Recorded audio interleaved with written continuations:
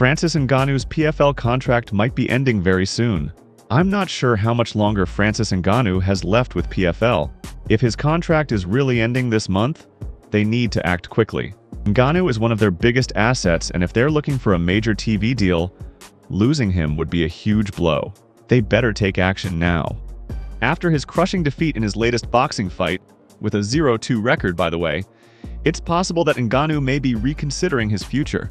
His strengths have always been in MMA, and the possibility of him returning to the UFC can't be ruled out. Some theories suggest that the UFC might bring Ngannou back to prevent a potential fight between Jon Jones and Tom Aspinall, especially considering that Jones has been avoiding Aspinall.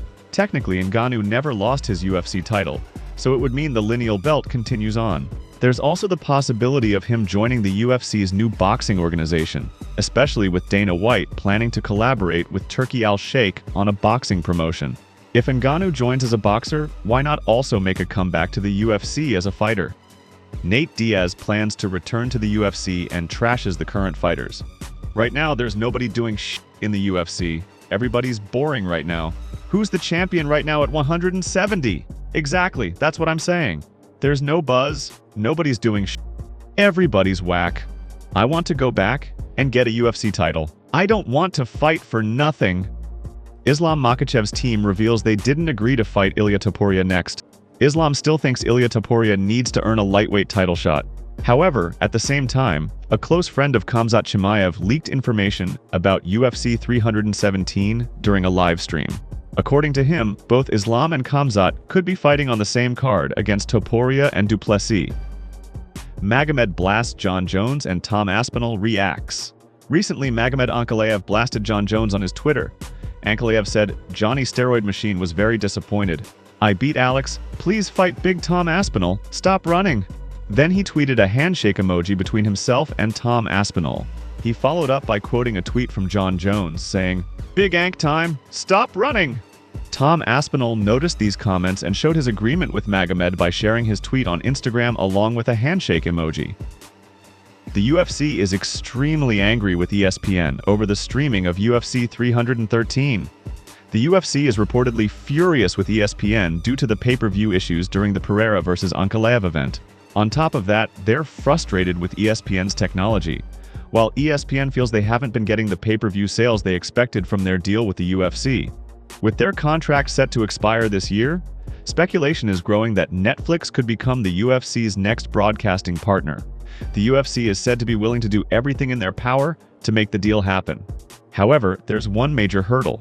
Netflix isn't a fan of the pay-per-view model. That being said, they are reportedly open to some level of flexibility.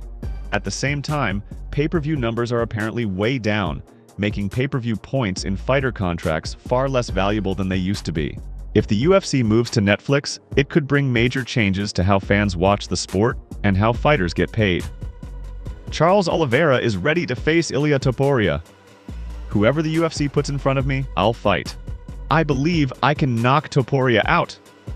Previously, Chael Sonnen reported that Charles Oliveira had no interest in fighting Ilia Topuria in his lightweight debut. However, this turned out to be false. Fans are now joking. Never trust Chael Sonnen. Robert Whittaker has said that after one more fight at middleweight, he will seriously contemplate moving to light heavyweight. I'll decide after this next fight. At the very least, one more at middleweight. I'm gonna really push the boundaries of muscle-to-weight ratio and everything, and see where it leads. Jan Blachowicz is set to face Carlos Ulberg at UFC London. Ahead of the fight, Jan has made it clear that his goal is to defeat Ulberg first, and then get a rematch with Magomed Ankalaev. He also expressed his desire to eventually fight Alex Pereira again.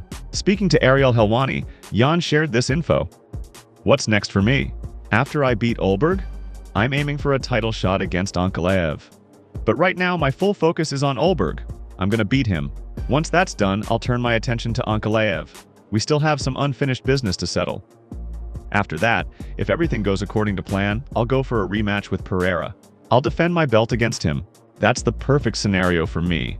And then, maybe I'll head to the mountains again." The Spanish guy who was sent to Dagestan for 2-3 years is now training at Islam Makhachev's gym, and seems to have previously trained with Ilia Topuria. Did Ilia Topuria send a spy or something? Robert Whittaker reacted to the Ankalaev versus Pereira fight. Not to mention, I've got to give credit to Ankalaev's head, his chin. Yeah. Because he took some shots from Pereira, didn't die. You know what I mean? Which was what everyone expects. He's like, all the boogeyman vibes, all the mysteries and uncertainties are now gone. He's very beatable. He's human like anybody else. When the judges' scorecards came up, if they gave it to Pereira, would I have written a letter of complaint? No, because it was close, and I can see them doing some funny business. I thought Ankalaev won. Same. I had him winning in my books. Alex had a lot of success with that early calf kick. I'm surprised at Ankalaev's turnaround. The way he fights, he's kind of bouncy. For a light heavyweight, he's kind of bouncy. He was utilizing his speed. He was controlling the distance that way, utilizing his own kicks to control that no man's land. The rematch goes any different?